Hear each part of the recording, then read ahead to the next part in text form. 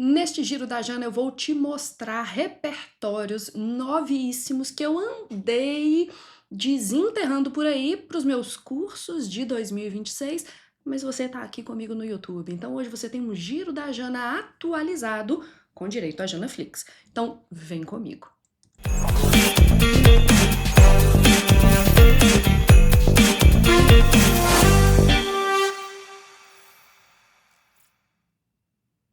Hoje é sexta-feira. Hoje é dia de aproveitar a sexta-feira, ver uns documentários, ver uns filmes, dar uma lidinha nos repertórios e, no meu caso, te atualizar do que tem mais de importante no Brasil e no mundo e que pode aparecer nos vários vestibulares. Então, sem mais enrolações, vem comigo para a gente dar uma olhada na primeira notícia, né?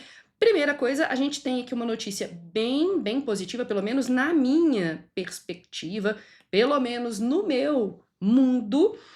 Universidade Federal de Goiás e outras 18 universidades criam o Instituto Nacional do Cerrado. A gente pode já começar a pensar que isso daqui é uma grande proposta de intervenção para a questão da preservação ambiental. A gente tem, nos últimos tempos, temas no Enem mais específicos. Então, a gente poderia, por exemplo, falar sobre desafios para a preservação do cerrado no Brasil contemporâneo, ou, né, a gente pode falar sobre perspectivas para o enfrentamento da crise ambiental no Brasil. E aí a gente tem uma união da ciência, da universidade e dos ambientalistas.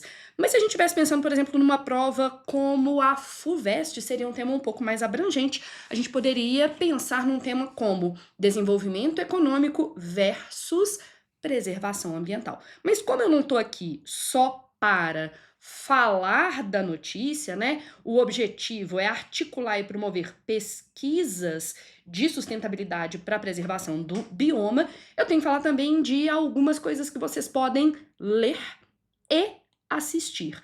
Eu sugeriria, por exemplo, que vocês dessem uma olhada num conceito que eu acabei de descobrir do Henrique Leff. Deixa eu colocar aqui, Henrique assim mesmo, tá? E eu amei esse conceito. Ixi, eu vou ter que pôr esse Henrique Leff mais pra cá. Não tem problema não, ó. Vem pra cá, Henrique Leff.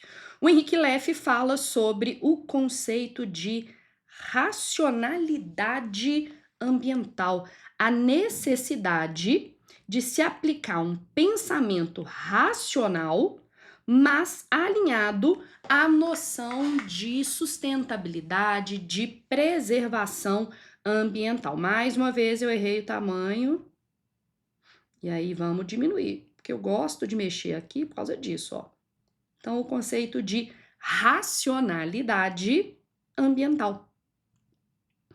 O uso da ciência, da tecnologia, da pesquisa, ok, mas levando em consideração a preocupação com sustentabilidade e preservação ambiental. Não conhecia esse conceito, bem interessante, obviamente, além de conceitos que a gente já usa aqui com uma certa frequência, a sociedade de risco do Ulrich Beck, ou até mesmo entrar na obra do geógrafo brasileiro Milton Santos, que discute muito essa natureza como bem comum, em oposição a encarar a natureza como um recurso econômico. E se você quiser assistir a alguma coisa, eu também tenho indicações, tá? Acho que vale a pena, óbvio, ver um documentário que é sobre o Cerrado, que se chama Sertão. Tem todo uma brincadeira com o nome aqui. Velho Cerrado. Documentário, obviamente, sobre o Cerrado brasileiro, mas eu acho que vale a pena também você ver uma história que não é exatamente sobre o Cerrado, mas que vai falar dessa exploração mercantilista dos bens ambientais e as diversas formas de violência que são desencadeadas a partir disso. E aí tem um filme muito bom na Netflix que se chama Okja, um filme bem fantasioso, mas muito bom, muito bonito, tá? Então você encontra lá na nossa querida Netflix, ok? Vamos para a próxima notícia? Esse Okia é com J, tá, gente? É só porque eu quis deixar essa telinha aqui do meu lado e acabou ficando menor do que eu imaginava. Segunda notícia, o Superior Tribunal Federal derrubou o marco temporal para a demarcação de terras indígenas. Para quem não sabe, o marco temporal é a ideia de que deveriam ser demarcadas como terras indígenas apenas as áreas ocupadas por populações indígenas quando da Constituição Federal de 1988, desconsiderando que houve deslocamento de povos indígenas desde então, e alguns desses deslocamentos foram deslocamentos forçados devido a conflito por terras, e desconsiderando, por exemplo, que povos indígenas podem ser nômades, né? Eles podem eventualmente ter o nomadismo como forma de organização. Então, isso daqui é uma excelente notícia e uma excelente referência, por exemplo, nessa discussão sobre direitos indígenas, conflitos territoriais, fundiários no Brasil, né? Vamos pensar, acima de tudo, que para povos indígenas, território é identidade, garantir acesso à terra é garantir o acesso à identidade desses povos e, óbvio, a gente está falando de uma minoria muito vulnerável, tá? Uma outra coisa que eu acho que vale a pena é eu apresentar para vocês um conceito que eu não sabia que existia, mas que para gravar o Giro da Jana de hoje eu dei aquela pesquisada. A gente tem, óbvio, o Boaventura de Souza Santos, deixa eu escrever ele aqui. Uai. Boaventura de S. Santos. E essa ideia de epistemologias do Sul, né? O sistema de conhecimentos dos povos do hemisfério sul. Então, eu vou pôr aqui epistemologias do Sul. Deixa eu ver se vai escrever aqui. Epistemologias do Sul.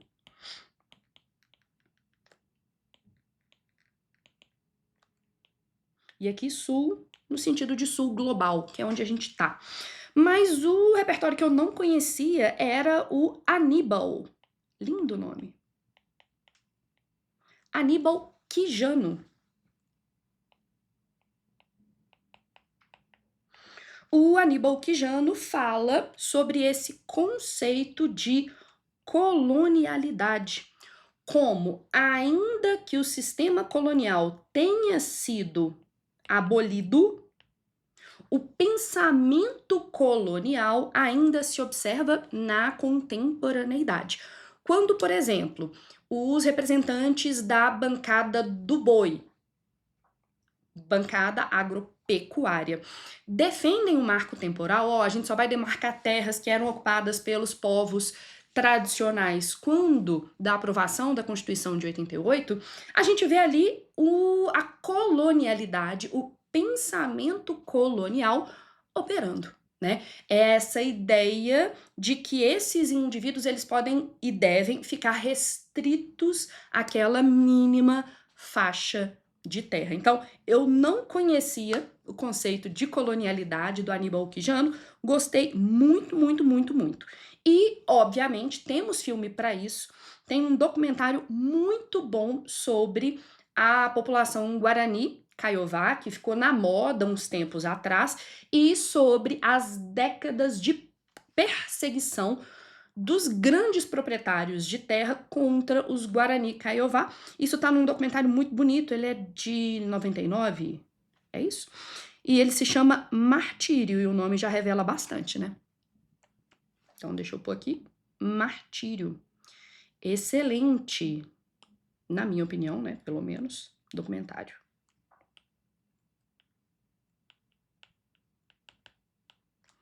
Ó, gente, meu tablet tá com esse pauzinho aqui, não sei o que tá rolando não, mas vocês conseguiram entender Martírio, e vocês podem mandar um comentário aqui embaixo me desejando sorte com o meu tablet e a minha canetinha, tá? Pode me desejar sorte, porque eu tô precisando. Próxima notícia. Brasil recebe certificação da OMS, por eliminar algo que é um problema de saúde pública extremo, que é a transmissão vertical do HIV. Para quem não sabe, transmissão vertical é aquela transmissão que se dá entre mãe e filho, tá? A gente conseguiu zerar a transmissão de mãe para filho durante a gestação ou durante o parto. Parabéns, Brasil, parabéns, Ministério da Saúde, parabéns, diversos profissionais da saúde.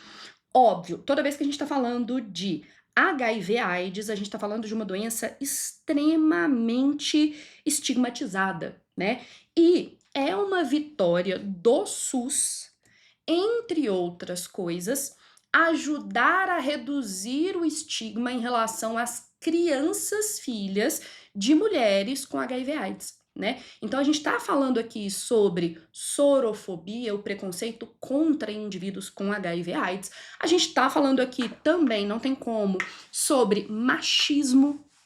E estamos falando aqui sobre saúde pública e o papel imprescindível cumprido pelo SUS. E se a gente reconhece que o HIV/AIDS é alvo de estigma, não tem como eu não citar uma referência que, se não me engano, eu falei dela na semana passada, que é a doença como metáfora, da Susan Sontag. Então, vou pôr aqui a doença como metáfora, tá aparecendo, tá? Esse texto, né, é um ensaio muito bom,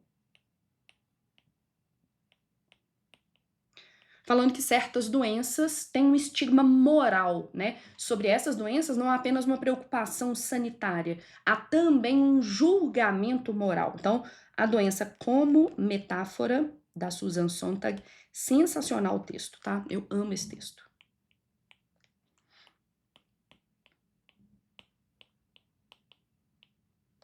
É uma primeira referência que eu acho interessante. E para quem gosta de repertório também positivo, porque normalmente a gente pensa em repertórios que problematizem. Tem os repertórios que mostram que as coisas talvez melhorem. O Norbert Elias, essa referência é muito boa, tá? O Norbert Elias tem um livro, se não me engano, que se chama O Processo Civilizatório. Então deixa eu tirar esse negócio aqui. Gente, eu quero matar o meu tablet porque tá fazendo isso comigo. Então, olha, eu precisava da borrachinha aqui e não deu certo. Então, o Norbert Elias tem um conceito de processo civilizatório que está num livro que se chama Processo Civilizatório, que é a ideia dos diversos ganhos tecnológicos, sociais, mas também sanitários que vêm com o desenvolvimento das civilizações. Então, vale a pena depois dar uma olhada no conceito de processo civilizatório. Beleza. Vou apagar isso tudo porque acho que vale a pena você podendo dar uma olhada num filme francês que se chama 120 batimentos por minuto.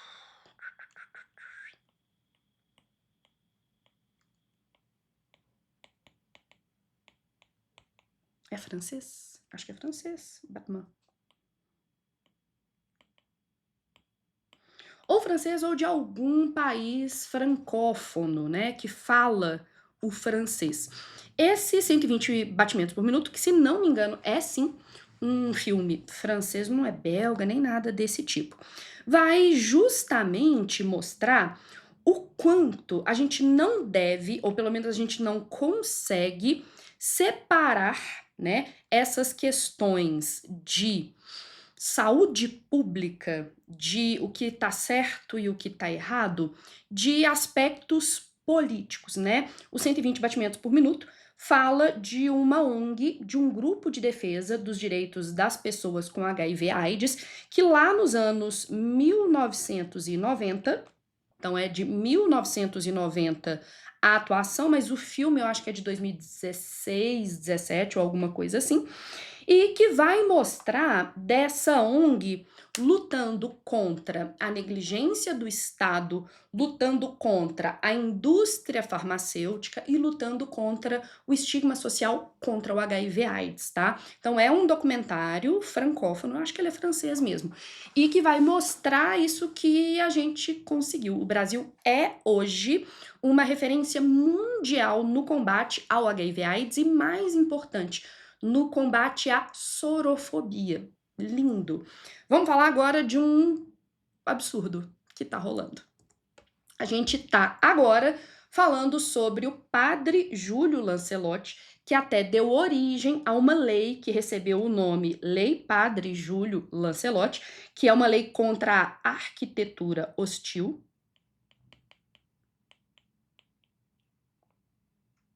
O padre Júlio Lancelotti foi proibido pela Igreja Católica de fazer as suas lives, né? A justificativa seria um uso político das lives, incompatível com a fé. E aí eu fico me perguntando se esses padres fortinhos, bombados e cheios de botox e de ácido hialurônico, se eles também não estão, de certa maneira, fazendo um uso político das redes sociais. Se a imagem que eles projetam é adequada à fé cristã, especificamente à doutrina católica, né? Eu acho que aí tem uma grande discussão, no final das contas, sobre o que é política e se existe religião sem política. Eu acho que, assim como tudo o que os seres humanos fazem, tudo, a religião tem política no meio. E aí eu me perguntaria, o que na política do padre Júlio Lancelotti incomoda a Igreja Católica tradicional? Será que é a defesa da população em situação de rua? Será que é a defesa de pessoas trans e dependentes químicos? Será que é o combate feito por ele ao elitismo, ao classismo? Será que é o contraste entre a humildade em que ele vive e a ostentação de algumas lideranças religiosas? Eu fico me perguntando se é isso que está incomodando as pessoas. De todo modo, eu não tô aqui só para apresentar as polêmicas e me posicionar sobre as polêmicas. Eu também quero te dar referencial para poder se aprofundar nessas polêmicas. Portanto, eu te indicaria, né, em relação a essa discussão, a questão de um silenciamento das vozes dissidentes, né, uma tentativa de se calar um indivíduo que promove a justiça social, a dignidade dos mais vulneráveis, em oposição a lideranças religiosas que promovem o mero assistencialismo, né? No final das contas, eu acho que o que a gente está discutindo aqui é a quem concedemos esse poder simbólico. Que tipo de liderança a Igreja Católica quer, né? Lembrando que isso daqui é um conceito do meu lindo Bourdieu. A gente pode, por exemplo, sugerir, e aí agora eu vou ser muito polêmica, um filme do Pasolini que se chama O Evangelho segundo São Mateus. Esse filmaço, filmaço, e eu tô sendo polêmica, porque Pasolini, né, gente, não sei se vocês já assistiram, O Evangelho segundo São Mateus, aí Evangelho é com letra maiúscula.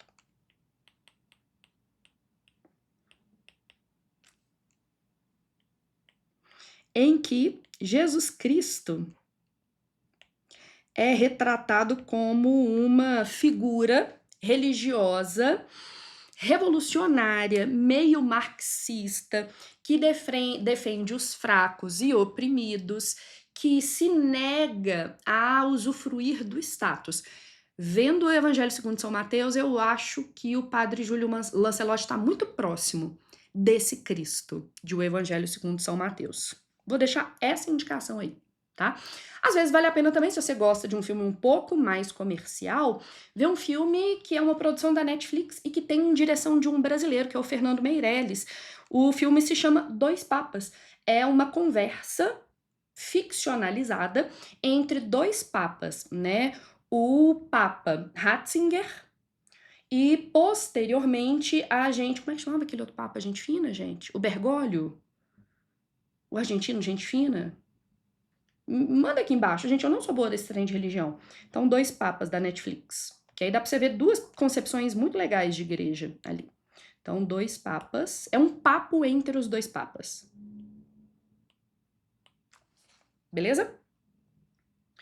Próxima notícia, Enel, né? Na verdade, não é Enel. Enel é a Agência Nacional de Energia Elétrica, né? Que é a agência de regulação do setor elétrico. É Enel.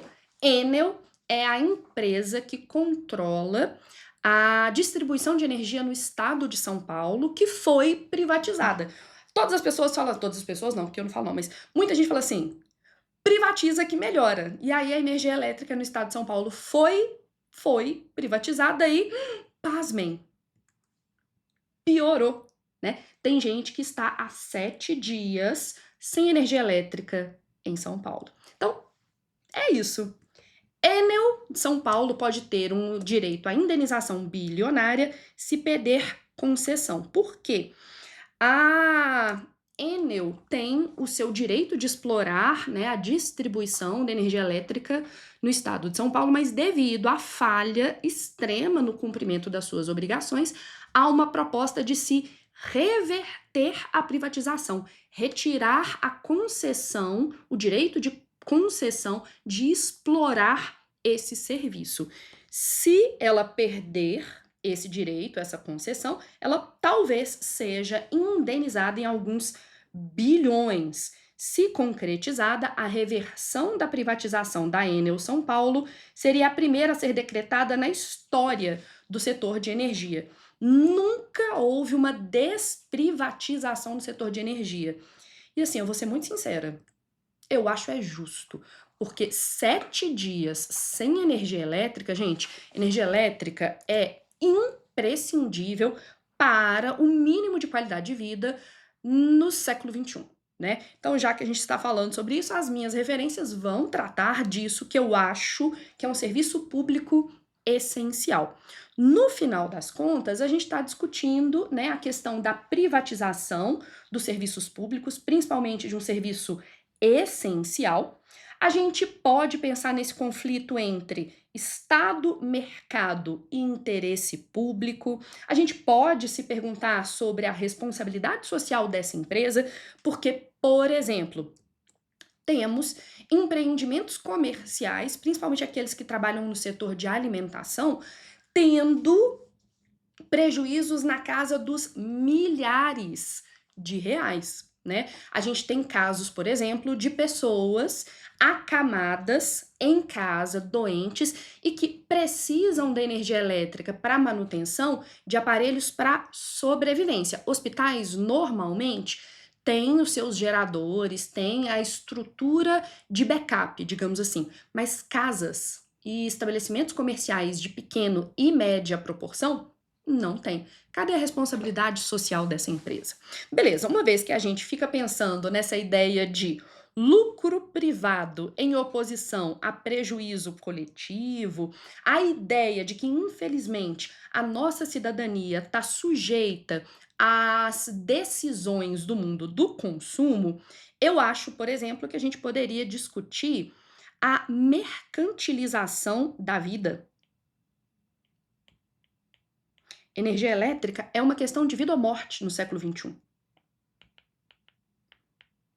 E essa mercantilização da vida e a precariedade da vida do cidadão, que é decorrente disso, tá na obra de um cara chamado Karl Marx. Não, mas ele vai falar um pouco disso também. Ele se chama Karl Polanyi. Vou colocar aqui para vocês. Opa, saiu a canetinha. Polanyi. A ideia de que setores imprescindíveis à vida humana, por exemplo, acesso à água, acesso ao alimento, acesso ao atendimento de saúde, à energia elétrica, foram transformados em produtos e estão, portanto, submetidos à vontade da iniciativa privada, já que o setor público lava as mãos, quem se ferra é o cidadão. E já que a gente está falando sobre isso, vale a pena ver o documentário Capitalismo, uma história de amor, que vai criticar, né, como é viver no capitalismo. Capitalismo, dois pontos, uma história de amor.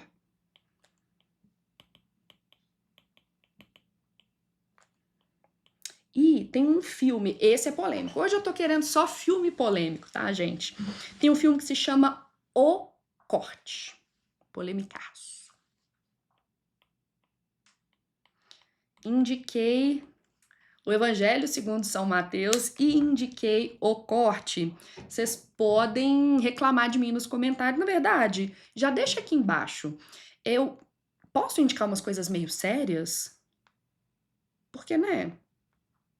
Eu acho legal polêmica. Filmes que estão fora do circuito comercial.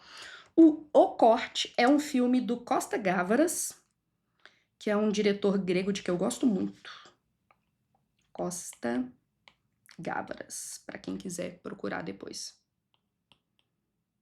O Corte, né, fala sobre um executivo desempregado que vai procurar emprego, se interessa por uma vaga e ele decide que ele vai assassinar os seus concorrentes à vaga para conseguir um emprego.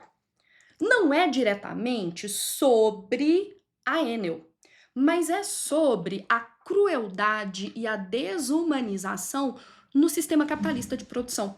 Como no sistema capitalista nós nos tornamos monstros. Nós competimos de maneira extrema, nós vemos no trabalho um elemento de sobrevivência e a violência simbólica e real no mercado, tá? Não é um filme diretamente sobre isso, mas tem a ver com essa grande crítica ao sistema capitalista e às suas distorções.